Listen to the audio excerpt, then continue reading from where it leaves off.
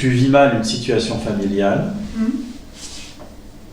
et forcément les pensées ça tourne et ça cherche une solution, sauf qu'il n'y en a pas.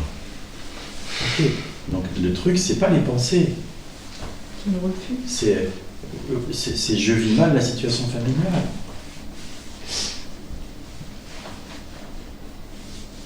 Tu vois, je vis mal la situation familiale. Cette situation familiale m'affecte. Tu vois, et là, tu as besoin de regarder comment ça t'affecte. Tu vois, ça fait quoi dans le corps?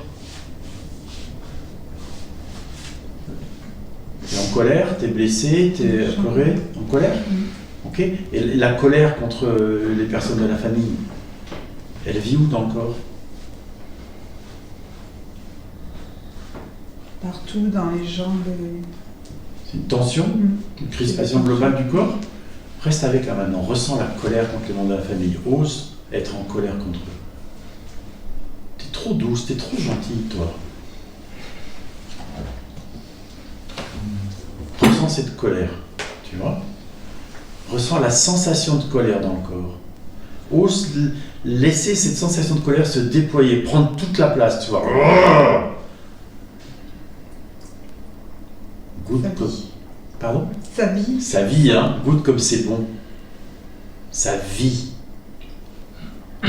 Waouh. Tu vois? C'est vivant. Goûte. Qu'est-ce qui te met les larmes? Qu'est-ce que c'est qui te met les larmes? C'est d'accepter. Tu acceptes d'être en colère? Ouais.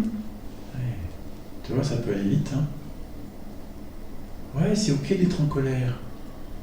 C'est vrai que comme je suis éveillée, entre guillemets en partie, parce que c'est pas total, je me dis je n'ai pas le droit d'être en colère contre elle. Mais bien sûr que si. Et donc c'est pas je juste. repoussais la colère, je la repoussais. Oh là là. Mais non. Alors moi je vais te dire, depuis que l'éveil est là, je me mets beaucoup plus en colère qu'avant. Beaucoup plus. Et parfois dans des situations où je pourrais me mettre en danger. Parce que en fait c'est une baraque qui me donnerait un coup de poing à peine, tu vois, pas besoin de taper fort, je m'écroule. Enfin tu vois, mais sauf que ici c'est juste ce qui est vu. J'ai regardé la force. Qu'est-ce que c'est? Comment ça se fait? Parce que tout d'un coup, bam, ça sort. J'ai jamais fait ça avant, qu'est-ce qui se passe? Tu vois? Tu comprends pas. Mais moi j'ai pas jugé, c'est ça la différence. Et à ce moment-là, ah, mais c'est normal. Ce qu'il fait, c'est pas du tout aligné. C'est pas correct. Tu vois? C'est pas aligné avec la vérité, ni avec ce qu'il est, ni avec ce que je suis. Il n'y a pas une demi-seconde de réflexion, tu vois? C'est faf! Alors, ça sort pas toujours sur forme de colère, parfois c'est d'autres façons de faire. Mais en tout cas, je peux te dire que quand ça sort. Hein. Il y a de la puissance là quand ça sort la colère. Hein. Ça y va. Moi, je suis surpris, tu vois?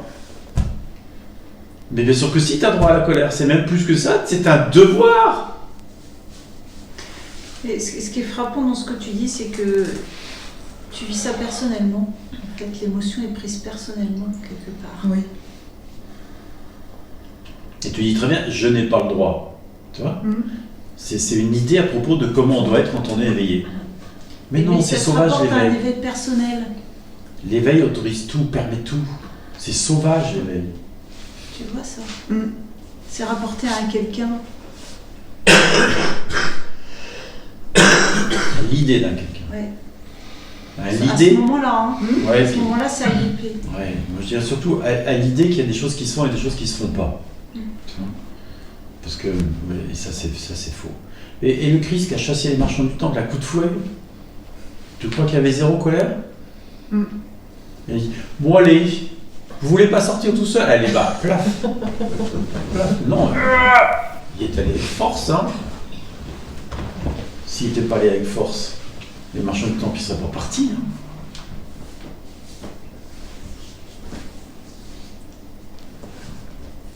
C'est symbolique, tu vois, les marchands du temple, c'est justement tout ce qui n'est pas aligné, tout ce qui n'est pas dans la droite ligne de la vérité, avec un grand V, de l'essence de ce que l'on est, tu vois.